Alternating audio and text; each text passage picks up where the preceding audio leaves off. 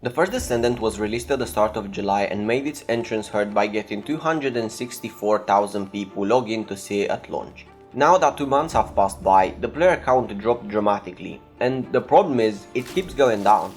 After 2 months, the numbers should slowly stabilize, but the First Descendant is plummeting as we speak. What's even worse is that Season 1 just dropped as well, and it gained absolutely no traction.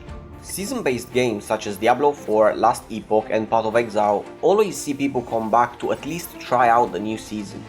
The First Descendant also had the advantage here. With this being its very first season, people should have hopped back in to at least check it out, but they didn't. So what happened? Why is a game that showed so much promise doing so poorly?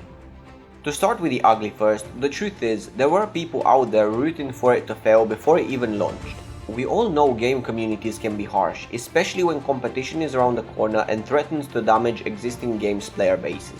You always have the people that don't want change, that like things the way they are and see a new game as a threat to their own. We've seen it time and time again. New game comes out, the new shiny thing, sometimes better, and draws all the attention, leaving existing games dry. This is not what happened here, luckily or not, but we can't deny the reality. Someone surely is happy that this game didn't have the massive retention Helldivers 2 had for months after release. This is just how things are, but the skepticism and bad faith had nothing to do with the game's poor retention. From my experience, the game seemed fine at the start. Everyone said it's a mix between Warframe and Destiny 2, and for what it's worth, I enjoyed it. It was a fresh take on the genre. The combat was fun and the world looked beautiful. With many different playable characters to get, a bunch of weapons to choose from and plenty of activities to do around the map, I was hopeful.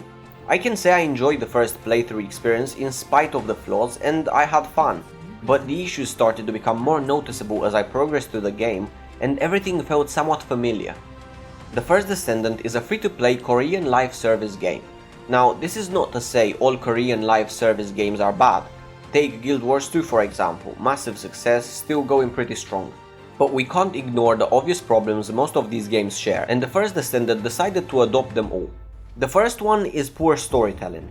Now, I don't speak Korean, and maybe the story is great, but if it is, it gets lost in translation severely. It's hard to follow, and not because of how complex it is. On the contrary, I haven't once felt like I was hearing anything important. It failed to keep me engaged. It felt like it was holding me back from playing the game, if anything. It was the same as playing Black Desert Online and even Lost Ark to name a few. The voice acting is poor, no intonation, no depth, and you just want to speed run through the story to get to the good part. And this is where the second problem begins. Where is the good part? Now that you've been introduced to the gameplay and the systems, the grindy nature of the game kicks in. I'm not even gonna complain about how repetitive the game loop gets. Most games of this sort are bound to revolve around doing the same activity over and over again, and this is what some people like, but the level of effort you have to put in for the most basic of rewards is insane. In grindy games like this, what makes the farming enjoyable is the variety of tools you have at your disposal, because the social element is minimal, and these tools include things like Descendants. Now, if you give me a 5% drop chance for a piece of a Descendant, how much do I have to farm using the same loadout before I actually get it? To give some context, I remember when I was farming Protea in Warframe and I spent 14 hours straight to obtain one of her components, which had a 27% drop chance. If I get this unlucky farming something with a 5% drop chance, I might as well accept I'll never get the new Descendant I want. On top of that, there's always the chance I get the new Descendant just to find out it's not for me, so we're back at square one. This is too time consuming for a game that is supposed to be fast paced, and this leads to the third issue. To solve this apparent problem, everything is available for you in the in-game store for questionable prices. This wouldn't even be that bad if it wasn't so scammy.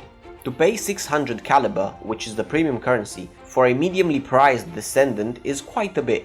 And this isn't even the main problem. You can't even buy 600 caliber, you can only buy 520, so you have to go for the next price tier, which is $21, almost double the money. And no, this isn't enough for two similarly priced Descendants, in case you were wondering. You're always close, but just not there. Now, hear me out, I'm not against pay-to-win elements in games. I understand why they exist, and I have paid before, I'm just another sheep in the crowd. But I absolutely despise it when it's all so carefully planned against me. You want to push me to pay? Great, but at least be fair. currency on top of currency, adding up to money lost everywhere. I always have to spend more than I need, and the leftover coins are always bound to be wasted. It's so obvious that they want to take your money, it's not even funny. At least if they try to pretend they care about the community and it's not just a money grab, but I guess that would be too much to ask. I'm not sure if the developers understand just how much these practices put people off. How can someone consume your product if it's clearly bad for them? I believe this is why the game keeps going down, and it's a shame because I truly think the First Descendant has potential, and I wish I could say it's worth to wait and see how they deal with the feedback, but from what I've seen so far, with games like this, nothing will change. The player base will only get smaller, and they will most likely drain those few loyal players until there's nothing left to take. It's really sad, and I know this sounds like I'm only looking at the empty half of the glass, but it's also worth noting this is Nexon we're talking about.